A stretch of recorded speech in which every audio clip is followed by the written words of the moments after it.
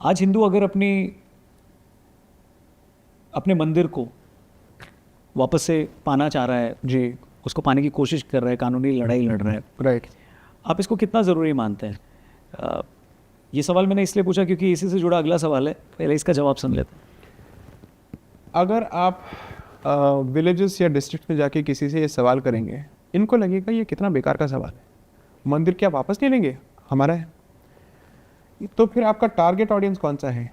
पढ़ा लिखा हिंदू, क्योंकि वो अपने आइडेंटिटी से दूर जा चुका है। कलम की वजह से 100% कलम की वजह से और एजुकेशन की वजह से। इसके अंदर जो है एक आत्मघृणा जो है भर चुकी है, और हमारी लड़ाई उसी से है। बिकॉज इनको समझ में नहीं आ रहा है दैट जितना भी इन्होंने एंसेस्टर्स ने मतलब लड़ मर के प्रोटेक्ट किया है, इन्होंने इसको अंग्रेजी एजुकेशन पाके खो दिया है, गवा दिया है। So you have lost more and most of your Hindu identity post independence, or perhaps in the last 200 years, than in the 800 years of unrelented violence. क्योंकि जब तलवार निकलता है तो आपकी तरफ से भी तलवार निकलता है और इसका जवाब देना आसान हो जाता है। लेकिन अगर कलम से कोई कहता है नहीं नहीं आप आइए हमसे सीखिए, आप बर्बर हैं, हम आपका उत्थान करेंगे, we will civilize you, okay, then you end up buying into that nonsense. Okay, so I am very clear about two things.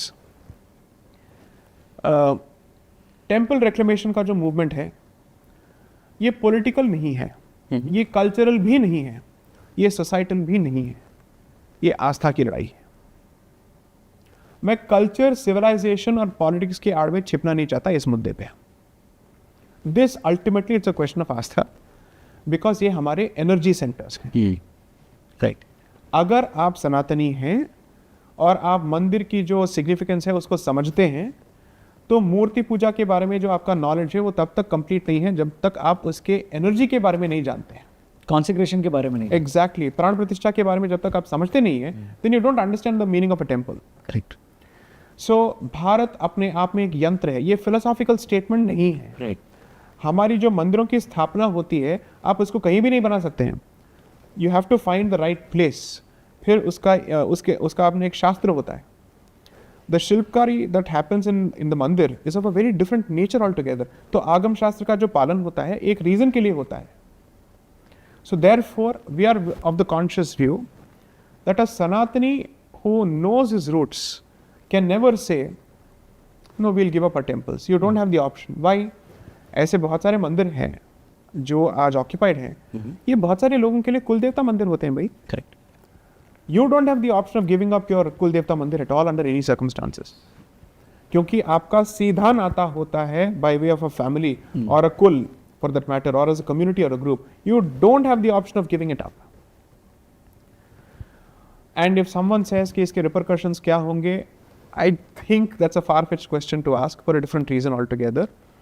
That if you're interested in preserving unity and if you're interested in protecting peace, supreme court ने आपके सामने एक बहुत अच्छा मतलब solution दे दिया है। जिसने राम जन्मभूमि की लड़ाई हारी है, हारे हुए पार्टी को भी कोर्ट ने जमीन दिया है।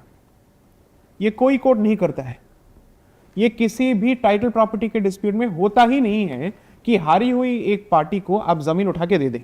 आप सपोर्ट करते हो इसको? I don't, but I am saying that अगर ये विकल्प दिया जा सकता है to preserve peace and to also reclaim what is yours, I don't have a problem with it. Correct. हालांकि मैं ये कहूंगा भाई वक्फ की तो इतनी प्रॉपर्टीज हैं, एंड वक्फ की जो बेसिक प्रॉपर्टीज हैं वो आई कहां से हैं?